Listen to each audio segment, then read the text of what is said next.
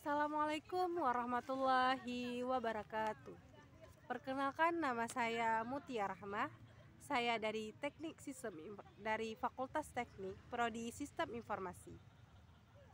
Akan menceritakan artikel tentang kisah hidup dari perjuangan Nabi Harun. Nabi Harun adalah nabi ke-15. Beliau merupakan sepupu Nabi Musa. Orang tua mereka kakak beradik. Harun diangkat menjadi nabi untuk mendampingi Nabi Musa alaihissalam ketika Nabi Musa memohon agar diberi pendamping atau teman seperjuangannya. Lalu jatuhlah pilihan pada Nabi Harun alaihissalam. Nabi Musa dan Harun adalah dui tunggal. Keduanya saling melengkapi. Musa seseorang yang tegas dan pemberani, jiwa kepemimpinan yang sangat kuat namun kurang fasih dalam berbicara.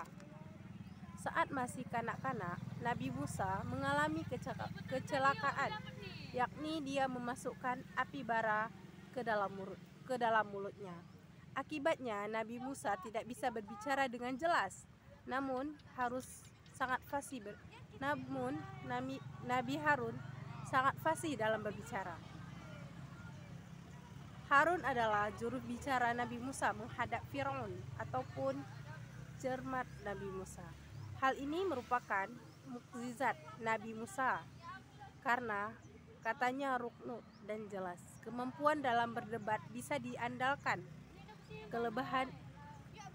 Kelebihan ini sangat dibutuhkan dalam berdakwah, namun dia kurang berbakat dalam memimpin.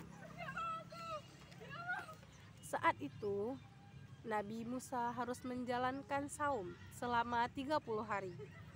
Karena Nabi Musa memohon agar kaum Bani Israel diberi kitab untuk petunjuk hidup. Namun, Nabi Musa diharuskan menggenapkan saumnya menjadi 40 hari.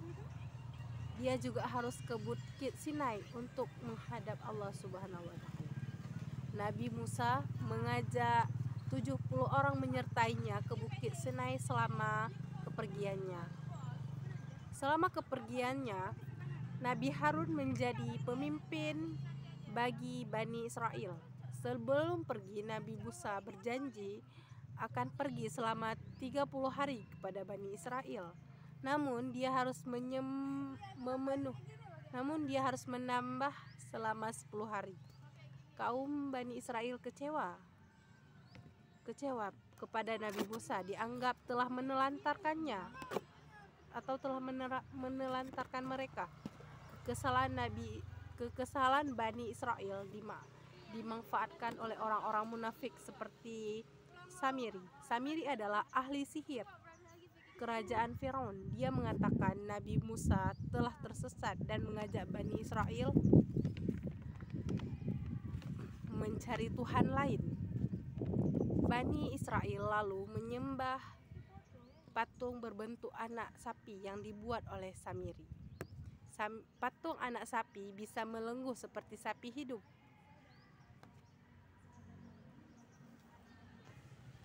Kesesatan Bani Israel membuat Nabi Harun cemas. Dia harus meluruskan mereka, namun kaum Bani Israel tetap tidak mau. Di tempat lain, Nabi Musa sudah kembali dan dia merasa kecewa kepada Bani Israel karena sedang mengelilingi anak sapi patung. Nabi Musa menjambak Nabi Harun dan memberi teguran kepada Harun tidak bisa melawan karena jumlahnya Bani Israel sangat banyak.